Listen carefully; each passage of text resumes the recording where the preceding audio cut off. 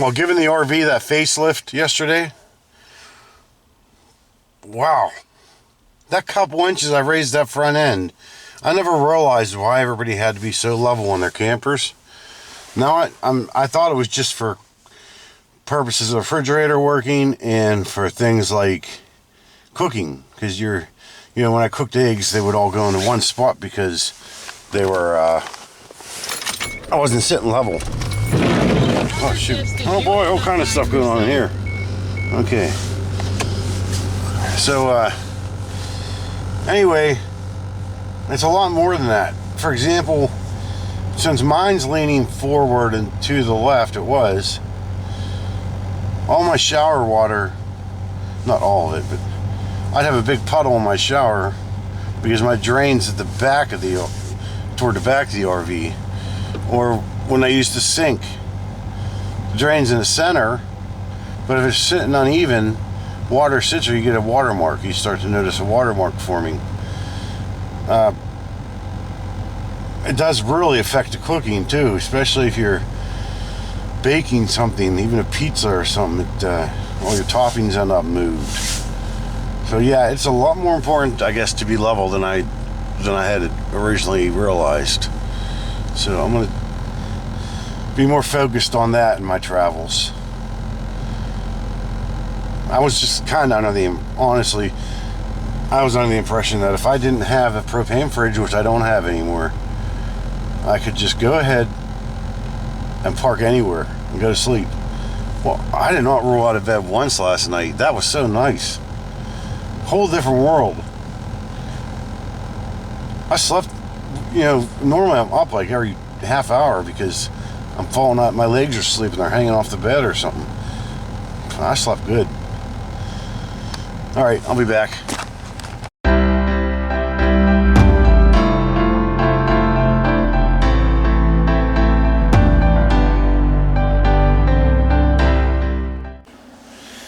Well, it's Thursday, week and a half before Christmas here. I still haven't been to work in a week and a half. I'm trying to go back tomorrow, but had some bad issues going on there. I'm feeling a bit better. Anyway, I decided today to go to Sam's Club at lunchtime on a Thursday. Man, I haven't been to a store in a while. These Christmas people are crazy. They must be taking time off work to go shopping. There were so many people at Sam's Club. I know a lot of you are against it, but I love that scan and go, where you just pay for it right on the phone, and on your way out you show them the QR code. You don't have to wait for anybody. But boy, the traffic, it's normally less than 15 minutes from here. It took me about 40 minutes to get home altogether.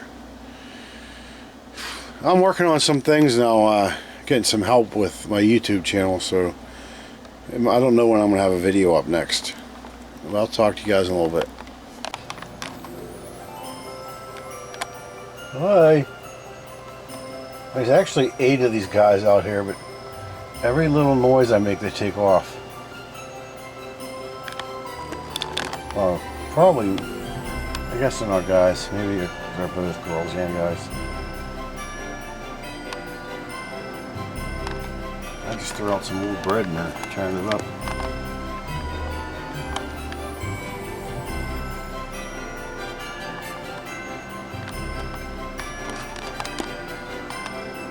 Another one over here.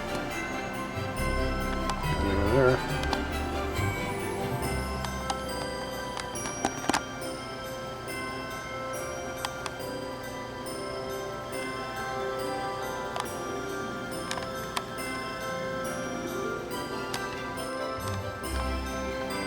One just came up.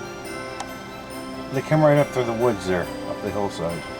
I can't talk too much because they can hear me. Every time I talk, they do that. Another one coming up.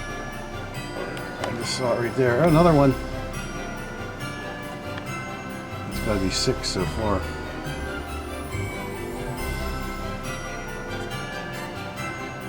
Good thing I don't like venison.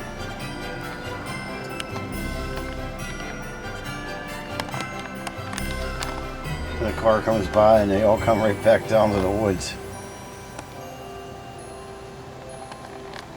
They're trying to get somewhere.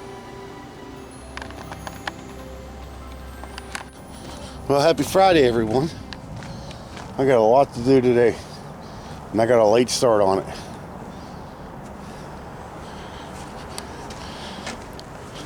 First thing I absolutely have to do is my tanks. They need it. Well, it seems to be the exhaust is getting louder and louder every time I run this thing. Look how dirty that wheel is. I just cleaned it. There we go, that's a little better. Well, I've been getting rid of so much stuff. People coming to buy. I'm selling stuff cheap. I mean, I got my first real loony this time. He just left. He came down. My e-bike's sitting on the driveway. Oh, you saw an e-bike? I'll give you 20 bucks. Wow. So this isn't good. Then he starts going through all my stuff, like stuff I'm not getting rid of. My dad's, mobility scooter. Oh, I'll take this for 20 bucks. No, you won't take that for 20 bucks. So I sold him a couple things cheap, and he's gone, thank God. Oh yeah, he also said, I'll give you 25 bucks for the water heater. The new water heater that's connected to the house, plumbed in. What are some people on? I don't know. Yeah, why go to Florida when you can have this? Stay for one more winter. Why not? Yeah, I even got rid of mostly all my snow type stuff. I'm not even sure if I have a snow shovel anymore. So now I'm stuck with this. Everything on this side of the garage, I know it looks like a big mess, but it's all in lots and it's all listed on Marketplace. And there's actually, I'm close to 50 lots right now. Now certain things like that stud finder is listed separately. That padded flat rate envelope is filled with one lot. This box is another lot. And I'm selling this stuff so cheap. That's another lot there. I'm selling it so cheap that anybody could at minimum triple their money on it if they take more time. I'm trying to unload it quick. This is the stuff I'm working on now. And then I'll get to that stuff, which is mostly empty boxes and crates. This is, all those green and black crates are empty, except for I think the very top one or the very bottom one. One of those two is filled.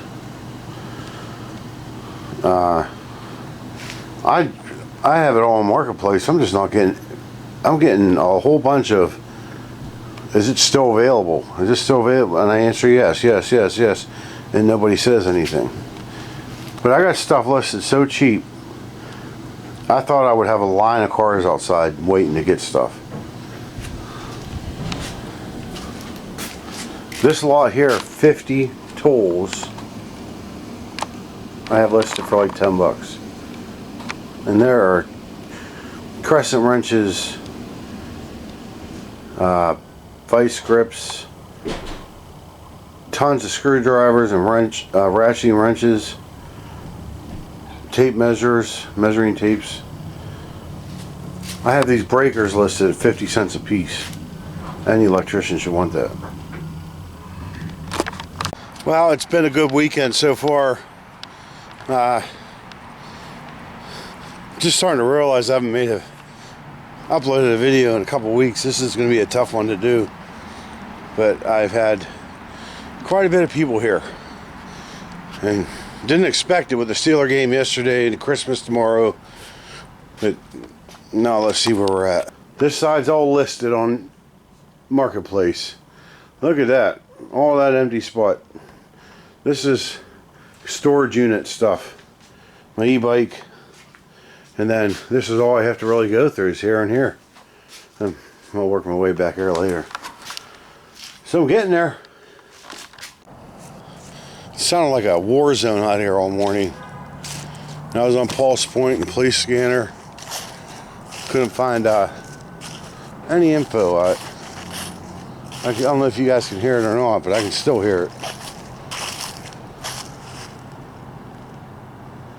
No, I can't hear it. I think it's just Santa Claus on a fire truck. Pretty sure. Because it's been going on for hours. It woke me up. When I was on pulse point, I did notice that the Allegheny County Airport had a full assignment. That makes me think there was an airplane crash or something there. I don't know. I've been trying to look that up now too.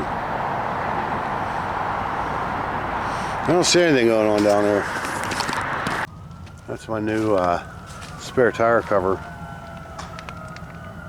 It didn't fit very well, but that was the drawing my daughter made, and I had it screened onto this tire cover. Sounds like a war zone again.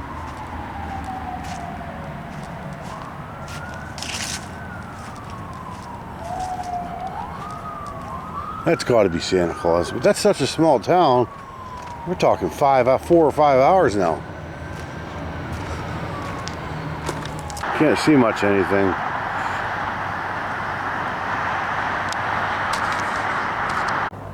I'd like to cut some of this out today.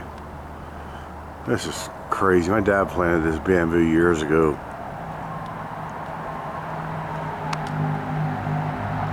Really blocks the view. But the thing is that right about here, I don't know if you can see it or not, right about there it just drops right off. It's a big cliff. I don't want to fall over again.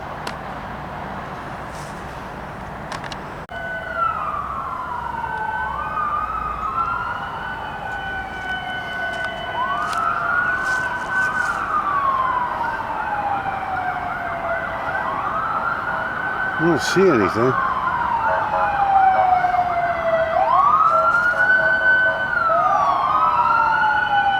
Oh, I see a police car.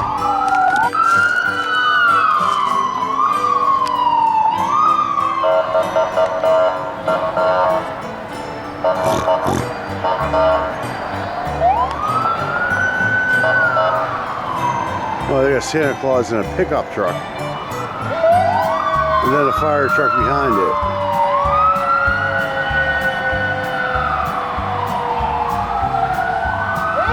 And then an ambulance behind it.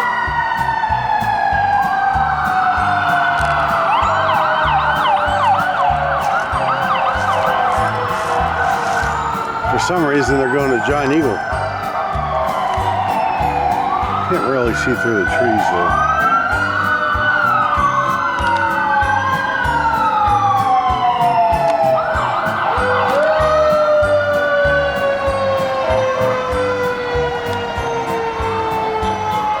That is Giant Eagle right there, the grocery store. It's 1.25 miles away from here. But I can literally throw a stone at it from here. That's how far you have to go around to get down to there. It's actually a whole shopping center. See, that sign says prescriptions, a drugstore, there's a nail salon, there's a breakfast place, there's a McDonald's. It's hard to pick up with all these dead trees.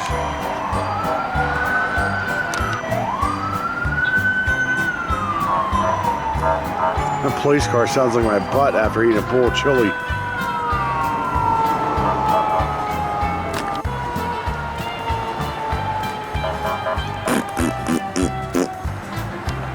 I can understand going through neighborhoods where the kids are, but to go to a grocery store and McDonald's and the whole shopping plaza the weekend before, I mean 2 days before Christmas, seems like a bit of a waste. Well, I've unloaded a lot more stuff, and foolish me is gonna go to Sam's Club on Christmas Eve. This should be fine. Anyway, I'm gonna wrap this up. I'm gonna actually make a video here. I haven't done that in a couple weeks. So, Merry Christmas, Happy Holidays, whatever you celebrate. Peace.